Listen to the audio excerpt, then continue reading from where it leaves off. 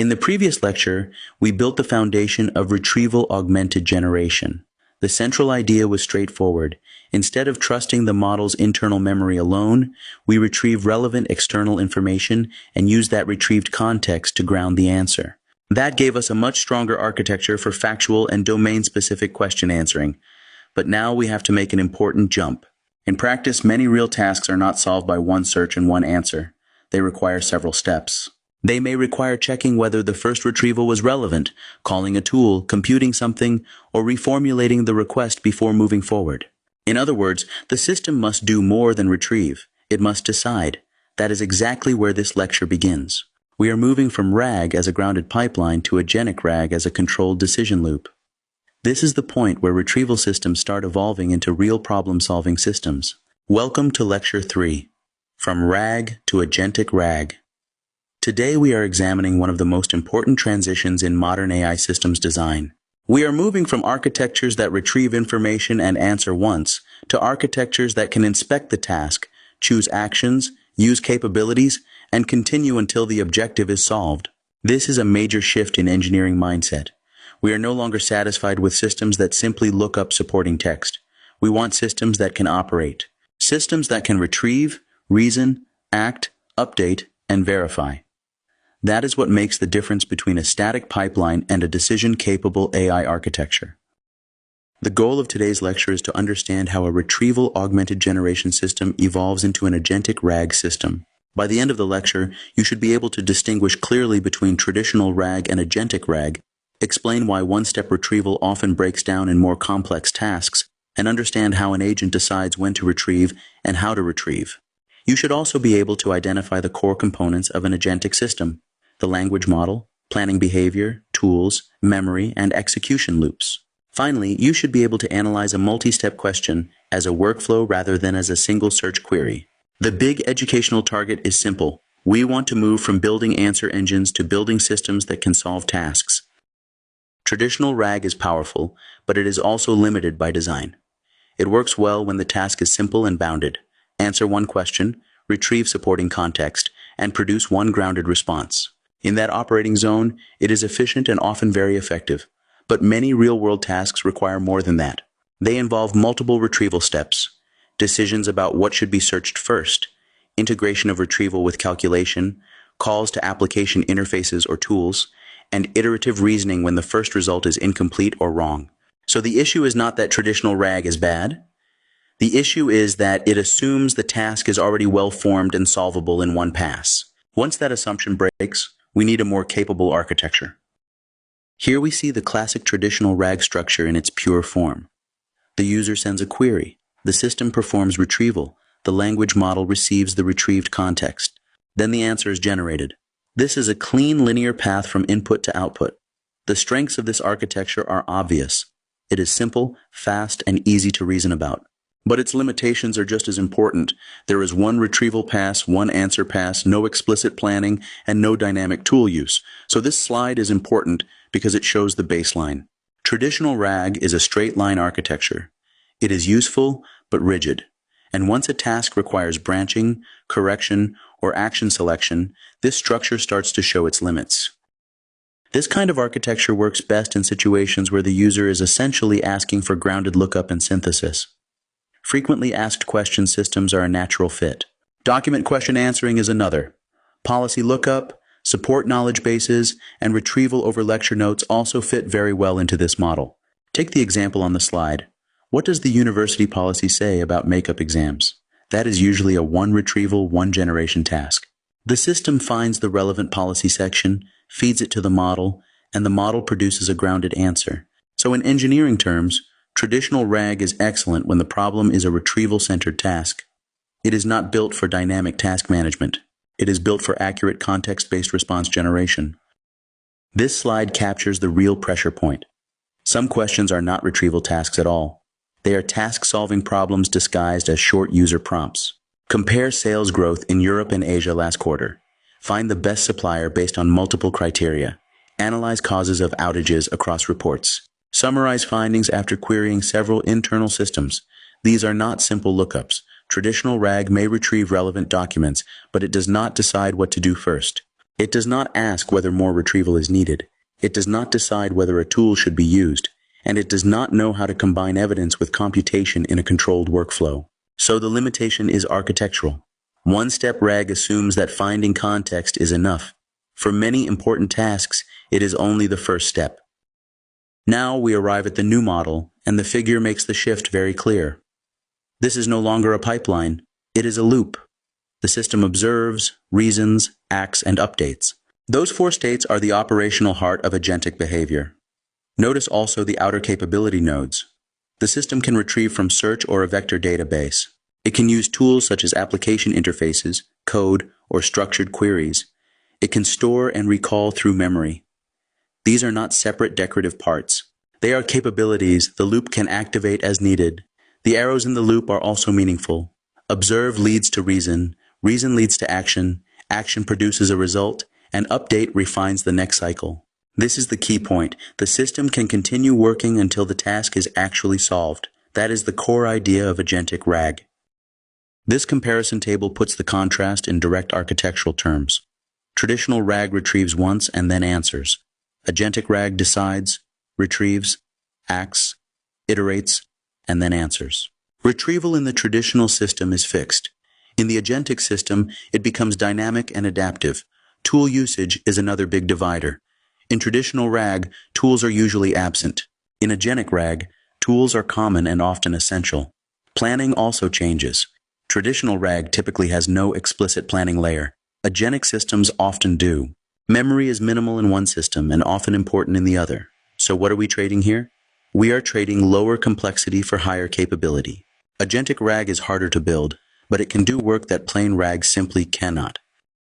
This slide expresses the mental transformation behind the architecture. Traditional RAG follows a narrow mindset. Retrieve evidence, append evidence, generate answer. That mindset assumes the central challenge is getting the right context into the prompt. Agentic RAG follows a broader operational mindset. Interpret the task, choose actions, retrieve selectively, use tools if needed, refine intermediate results, and synthesize the final answer only after enough work has been done. That is a serious conceptual upgrade. Retrieval is no longer the whole system. It becomes one capability among several. The system is no longer just answering from context. It is solving a task through coordinated reasoning and execution. That is the architectural shift students need to internalize. The word agent is often used loosely, so this slide gives the practical interpretation. In most modern AI systems, the language model itself is the core reasoning engine. The agent is usually not a separate magical object. In practice, it is the model plus its instructions, plus access to tools, plus access to memory, plus an execution loop that allows repeated observation, decision, and action. This is a very important clarification. Planner, executor, and controller are often not distinct models. They are roles or behaviors performed by the same model inside a prompted workflow. So when you hear the word agent, think like a systems architect. Think of a controlled operational setup around the model, not a mysterious extra brain. Once the architecture becomes agentic, the system's action space expands. It can search multiple sources, compare documents, perform calculations, call application interfaces, write and execute code, plan tasks, choose substeps, and revise intermediate results when necessary. That changes the role of retrieval completely. Retrieval is no longer the whole pipeline. It becomes one action inside a larger reasoning and execution process. This is exactly the kind of shift that matters in engineering. A narrow system has one move. A capable system has a toolkit and a control logic that decides which move is appropriate. That is what makes the architecture useful beyond simple question answering. This diagram gives us a cleaner blueprint of the full architecture. At the top, we start with the user query. That flows into the central agent, which is the language model operating with prompt, reasoning, planning, tool dispatch, and memory access. This central box is the command center of the system. Below it, we see three major capability channels. The retriever connects the agent to vector search or document search. Memory supports short-term and long-term continuity. Tools and application interfaces provide access to structured computation, databases, code, and external systems. The badge on the top right of the agent summarizes the control rhythm. Observe, decide, act, update. That loop drives the whole architecture. The important point is that the agent dispatches retrieval, tools, and memory dynamically. It does not use them blindly. It uses them when reasoning says they are needed. Here we break the architecture into 5 major components. First, the language model. This is the main reasoning engine. It interprets the task, produces structured reasoning, and synthesizes the final answer. Second, the planner. The planner breaks the task into steps and decides the order of execution. In many systems, that planning behavior is carried out by the model itself under specific instructions. Third, the tools. These include application interfaces, code execution, search systems, and databases. Tools allow the system to interact with data and computation rather than only with text. Fourth, memory. Memory stores earlier results, preserves context across steps, and supports continuity. Fifth, the execution loop. This is what allows the architecture to react, adapt, and continue. Without the loop, the system is static. With the loop, it becomes agentic. This is one of the most important figures in the lecture because it shows how the agent actually operates. The loop begins with observe. The system reads the current state and available context. Then it moves to reason, where it decides what should happen next. Then comes act, where it retrieves, uses a tool, or performs computation. Then it updates, storing the result and modifying the system state. Notice the labels on the arrows. They make the loop more explicit. What do I know? What should I do? What happened? What changed? This is not just a visual cycle. It is a disciplined control process. At the center, we also have a task-solved decision. After acting and updating, the system checks whether the goal has been reached. If yes, it exits. If not, it loops again. That is what gives the system controlled persistence. This slide shows the transformation of retrieval very directly. In traditional RAG, the sequence is fixed. Query, retrieve once, generate. Retrieval is front-loaded and static. In Agentic RAG, the sequence becomes strategic. The system first interprets the task, then retrieves selectively, then uses tools if needed, then retrieves again if necessary, and only then generates the final answer. That means retrieval is no longer just the opening move. It becomes a dynamic action triggered by reasoning. The system can delay retrieval, repeat retrieval, refine retrieval, or combine retrieval with other operations. This is a major architectural improvement because it turns retrieval from a compulsory step into a controlled capability. This figure shows how a more realistic agentic pipeline operates. The process starts with a complex query, then moves into planning, where the task is decomposed into subtasks. From there, the system launches parallel retrieval branches. One branch might retrieve one data source, and another branch retrieves a second source. One branch can even be refined further if the first attempt is insufficient. Those branches then feed into a compute or analyze stage. Notice the tool block on the side. This indicates that structured computation, such as a database query or a Python calculation, can be used to process the retrieved data. Only after analysis is complete does the system synthesize the findings and produce the final answer. This is exactly what modern AI systems should do: gather, refine, compute, and then explain. Now we turn the architecture into a concrete example. The user asks, compare sales growth in Europe and Asia last quarter. This looks short, but the system has to do quite a bit of work. It must retrieve sales data for Europe, retrieve sales data for Asia, identify the relevant quarter, compute growth metrics, compare the regions, and summarize the business implications. This is not a simple search query. It is a coordinated workflow, and that is the point of the example. It shows why agentic behavior is necessary. The challenge is not only finding data.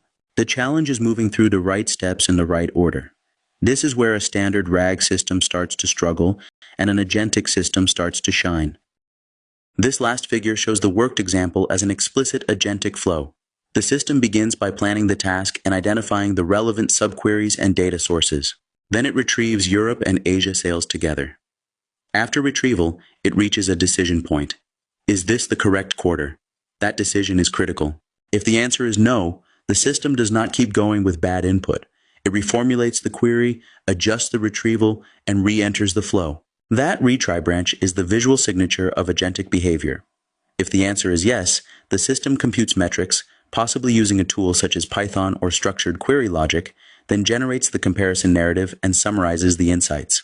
So why is this agentic? Because the system checks, decides, and retries when needed. Plain RAG retrieves and continues. Agentic RAG evaluates and adapts.